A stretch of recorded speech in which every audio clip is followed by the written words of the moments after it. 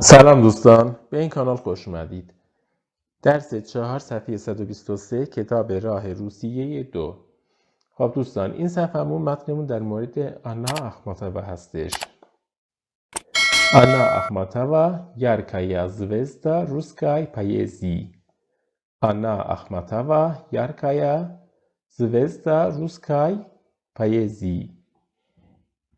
آنا اخماتووا ستاره روشن در شعر روسی است. Ее стихи знают и любят все люди в России. Ее стихи знают и любят все люди в России. شعرهای اون و اشعار اون و همه مردم تو روسیه هم میدانند و هم اینکه دوست دارند. Первая книга стихов Анны Ахматовой называлась «Вечер». Первая книга стихов Анны Ахматовой называлась «Вечер». اولین کتاب اشعار آنا اخماتووا ویچر نامیده شد که میدونید ویچر به معنای عصر استش. Эта книга появилась в России в 1912 году. Эта книга появилась в России в 1912 году. این کتاب در روسیه در سال 1912 منتشر شد، چاپ شد.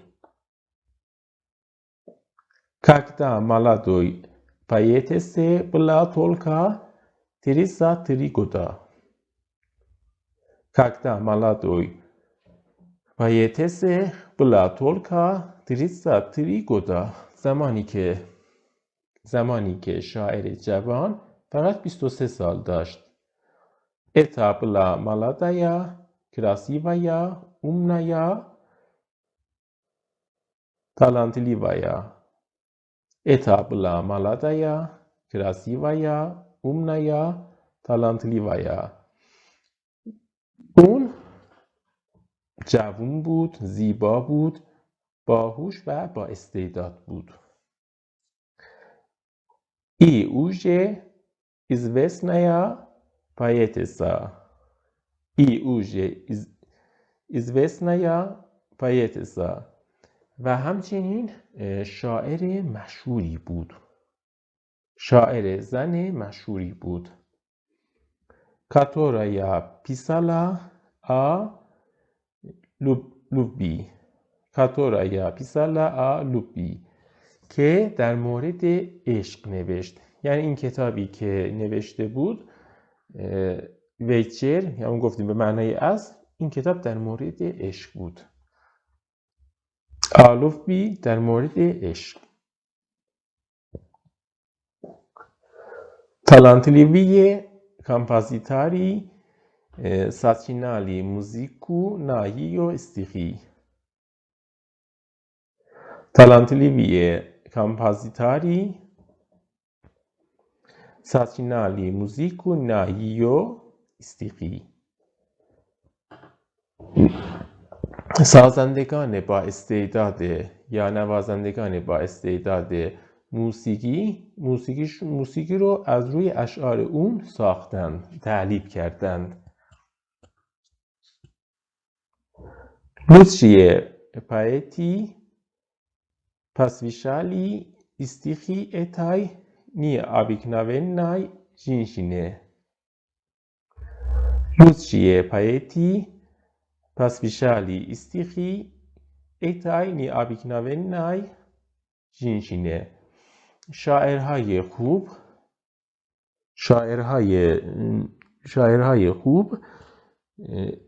اختصاص دادن اشعارشون رو به این زن یا به این خانم غیرعادی. او Ахматовой была очень красивое выразительное лицо. У Ахматовой было очень красивое выразительное лицо. Анна Ахматова صورت خیلی خوب و زیبایی داشت. Многие известные художники рисовали ее портреты. Многие известные художники рисовали ее портреты. نقاش‌های مشهور زیادی عکس اون رو کشیدند، رسم کردند. به مسکو و لیتراتورنام موزه находится 200 ее портретов и фотографий. В Москве в литературном музее находится 200 ее портретов и фотографий. در مسکو در موزه ادبیات 200 عکس و شکل از او هستش، از او موجود هستش. A ve Peterburg'e gidiye dolgiye godi jila Anna Akhmatova jest ее muzej. A ve Peterburg'e gidiye dolgiye godi jila Anna Akhmatova jest ее muzej.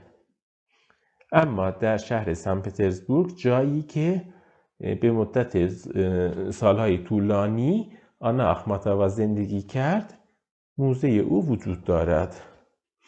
یعنی سالهای زیادی در شهر سن پترزبورگ زندگی کرده و در این شهر سن پترزبورگ موزه در مورد او وجود دارد.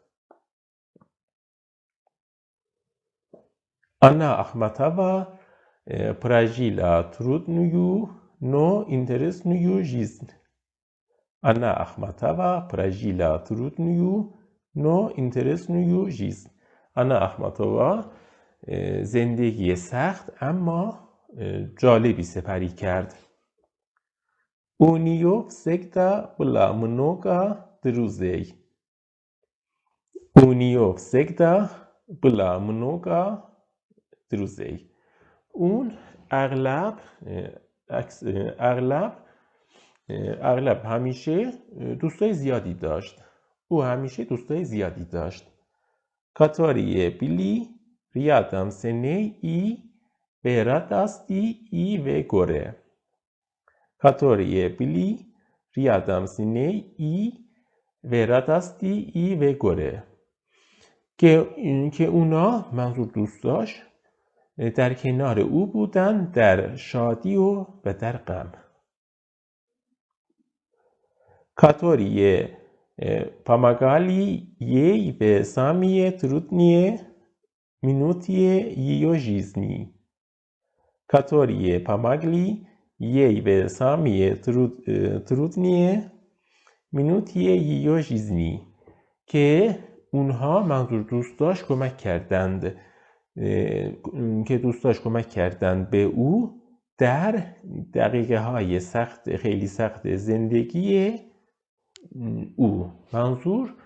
منظور از او همین آنا اخماتووا هستش که دوستاش در مواقع سخت، در دقیقه های بسیار سخت زندگیش به او کمک کردند، بهش کمک کردند.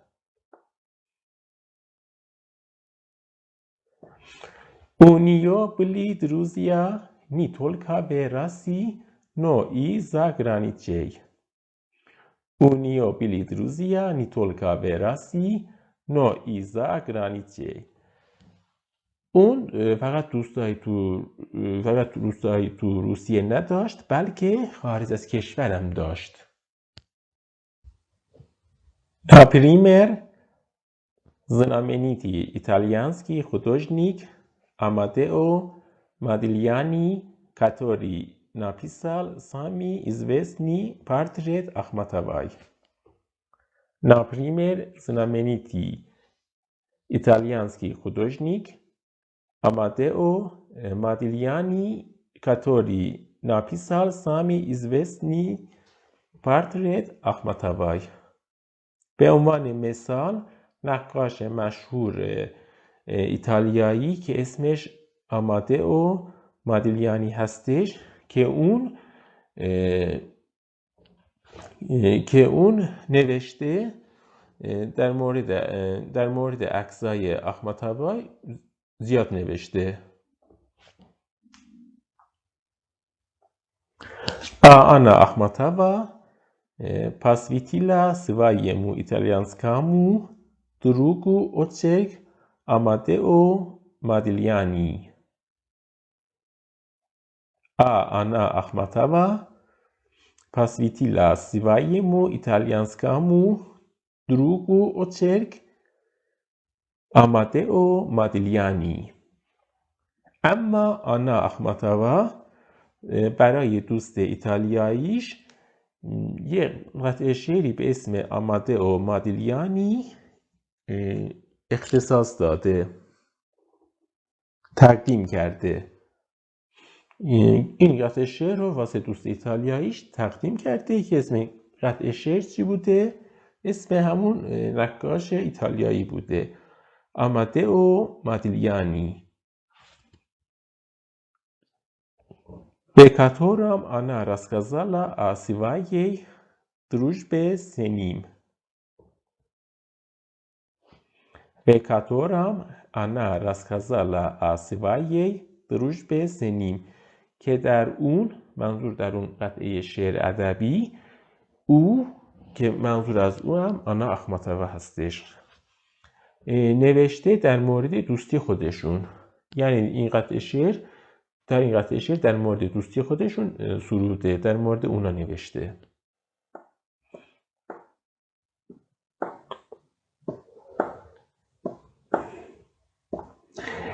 И если я умру, то что же мои стихи напишет вам. И если я умру, то кто же мои стихи напишет вам. و اگر من بمیرم آنگاه چه کسی اشعار من رو برای شما می نویسد. Много стихов она посвятила своему мужу и другу. Много стихов она посвятила своему мужу и другу. میگه بیشتر اشعارش رو اون، منظور همون شاعرمون آنا اخماتووا، اختصاص داد، تقدیم کرد به شوهر خودش و دوستش. известному русскому поэту Николаю Гумилеву. известному русскому поэту Николаю Гумилеву.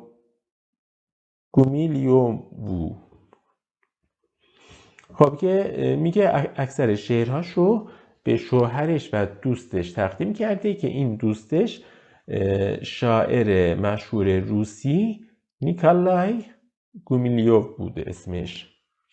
که اینجا میبینیم چون گفته اینا رو تقدیم کرده به شوهرش و دوستاش، پس این شوهرش و دوستاش میره در پادش سه، واسه همین موش شده موجو، آخرش او اضافه شده. سیوایی مو هم که ضمیر انعکاسی هستش، در پادش سه واسه مذکر بیان شده سیوایی مو. دروگ هم در پادش سه شده دروگو. و در مورد دوستش هم توضیح داده که دوستش شاعر مشهور روسی که اسمش نیکولای گومیلیوف بوده. اسم اون شاعر نیکولای گومیلیوف بوده. سوایمو بریسکامو دروگو، دوست نزدیک خودش.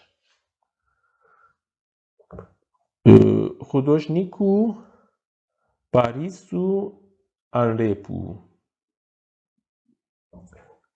خودشنیکو باریسو انرپو.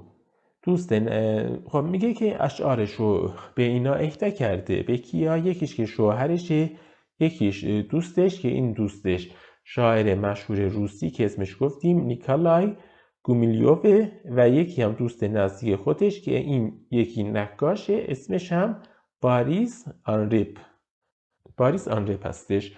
منتها چون اینا در پاداش 3 بیان شده، موژو دروگو خودوژنیکو، خب این نقاشه خودوژنیک نقاش در پاداش 3 شده، خودوژنیکو در پاداش 3 بیان شده و اسماشون هم در پاداش 3 بیان شده. نگاه کنید، باریس شده باریسو، آنرپ شده آنرپو.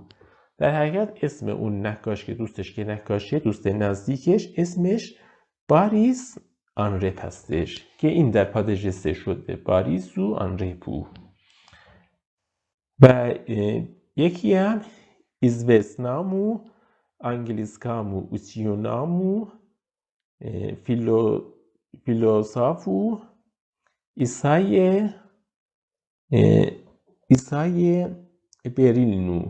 برلینو ایزوستنامو انگلیسکامو اوچیونامو فیلوسافو ایسای برلینو. و یکی هم به کی تقدیم کرده؟ به دانشمند مشهور انگلیسی فیلسوف ایسای برلین.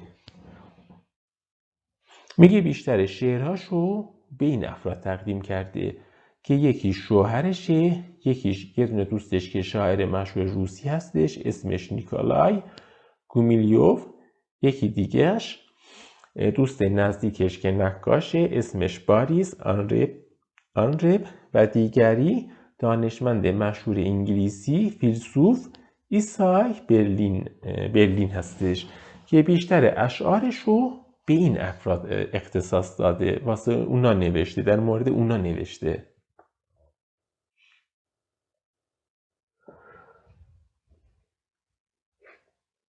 اخماتاوا اوملا لوبیت ای دروژید. اخماتاوا اوملا لوبیت ای دروژید. اخماتاوا عشق و دوستی رو میدونست. انا اوچین لوبیلا دلات پادارکی. انا اوچین لوبیلا دلات پادارکی. او خیلی دوست داشت دادن هدیه رو یا کادو دادن رو خیلی دوست داشت. آنا داریلا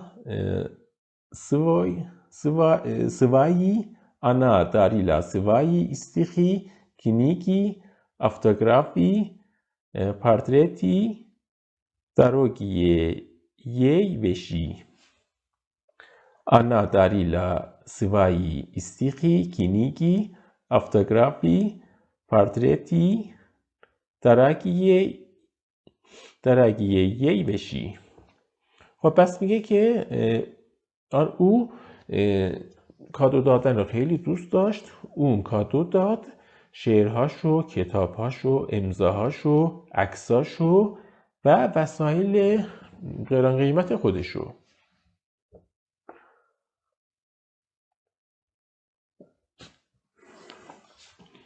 Вот история двух ее подарков. Вот история двух ее подарков. در اینجا داستان 2 هدیه هستش. او آنی اخماتوای بلا استارینایا روسکایا ایکونا. او آنی اخماتوای بلا استارینایا روسکایا ایکونا. خب میگه آنا اخماتوا تندیس یا شمایل روسی قدیمی داشت.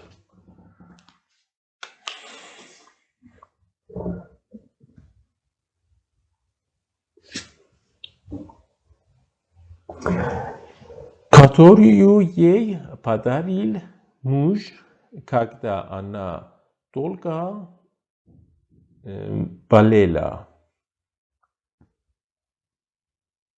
Которую ей подарил муж, когда она долго болела.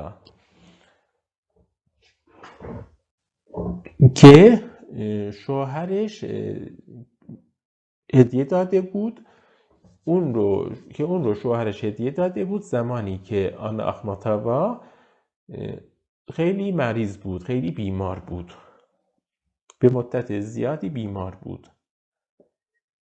ایکونا پاماگلا آنه آخماتوای. ایکونا پاماگلا آنه آخماتوای. این تندیس یا این تندیس یا شمایل کمک کرد به آنا آخماتوای. Она сразу почувствовала себя лучше и очень скоро выздоровела. Она сразу почувствовала себя лучше и очень скоро выздоровела. او به سرعت احساس خوبی کرد و خیلی زود بهبود یافت، سلامتیش رو باز یافت. آنا آخماتووا پرگلا اتو جادسونیو ایکونو.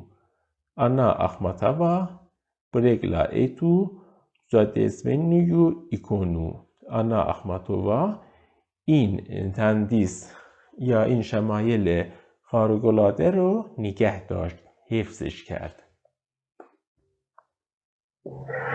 Когда тяжело заболела ее подруга, писательница Ирина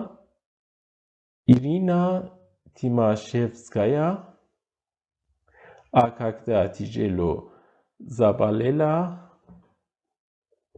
ее подруга, писательница Ирина Тимашевская و زمانی که دوست خودش که زن نویسنده‌ای بود و اسمش ایرینا تیماشفسکا بود و زمانی که این دوستش به شدت مریض شد، آنا آخماتووا پاداریلا اتو ایکونو своей близкой подруге. Она Ахматова подарила эту икону своей близкой подруге. Она Ахматова تقدیم کرد یا هدیه داد این شمایل یا تندیس رو به دوست نزدیک خودش،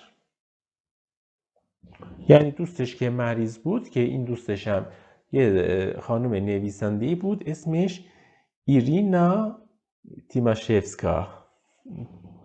اسم دوستش ایرینا تیماشفسکا بود. بعد که این دوستش مریض شد این تندیس رو بهش داد. ای чудодейственная икона помогла больной женщине. И чудодейственная икона помогла больной женщине.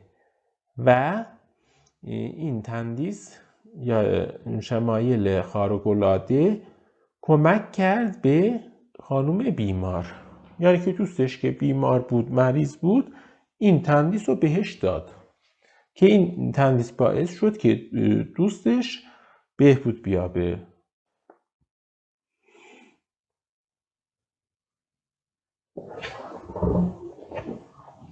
В 1914 году в Петербурге Анна Ахматова познакомилась с художником Борисом Анрепом. В 1914 году в Петербурге Анна Ахматова познакомилась с художником بریسم آنرپام. در سال 1914 در شهر سن پترزبورگ آنا آخماتووا ملاقات کرد با نقاشی که اسمش باریس آنرپ بوده.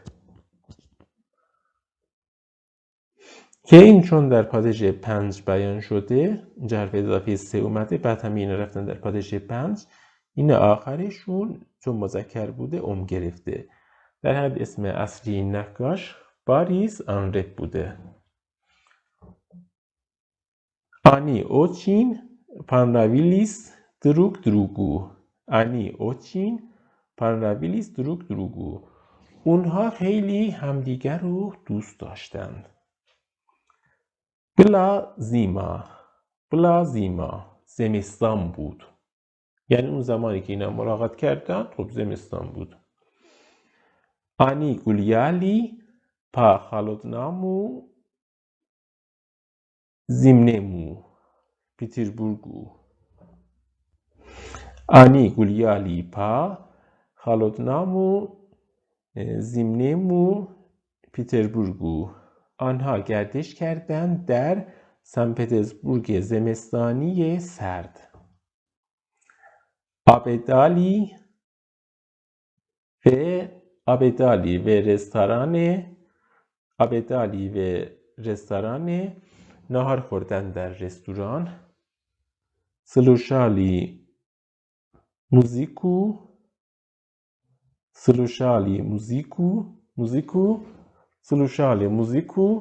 موزیک گوش دادند. چیتالی دروگو سوایی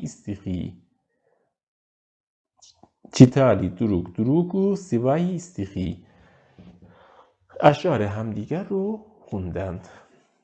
Когда Борис Анреп должен был уехать за границу. Когда Борис Анреп должен был уехать за границу. و زمانی که باریس آنرپ بایستی از مرز خارج شود، منظور از کشور برود. آنا اخماتووا پاداریلا نا پامیت سوایمو بلیسکامو دروگو اوچین کراسیوای کالسو. Ana Akhmatova padarila na pamit своему близкому другу очень красивое кольцо. Ana Akhmatova هدیه داد برای یادگاری، به عنوان یادگاری به دوست نزدیک خودش حلقه بسیار زیبا. کالسو به معنای حلقه، انگشتر. اتا کالسو آنا پالوچیلا و پادارک آت سوای بابوشکی. اتا کالسو آنا پالوچیلا و پادارک آت سوای بابوشکی. اتا کالسو آنا پالوچیلا به پادارک آسیوای بابوشکی. خب میگه این حلقه رو آنا دریافت کرده بود که به عنوان هدیه از بابا بزرگ خودش. خب دوستان، اینجا صفحمون تموم شد. این جلسه تا اینجا کافیه و ادامه این متن رو جلسه آینده و در صفحه بعدی خواهیم خوند. خب دوستای عزیز، تا جلسه بعدی و ویدیوی دیگر، دست ویدانیا، به امید دیدار.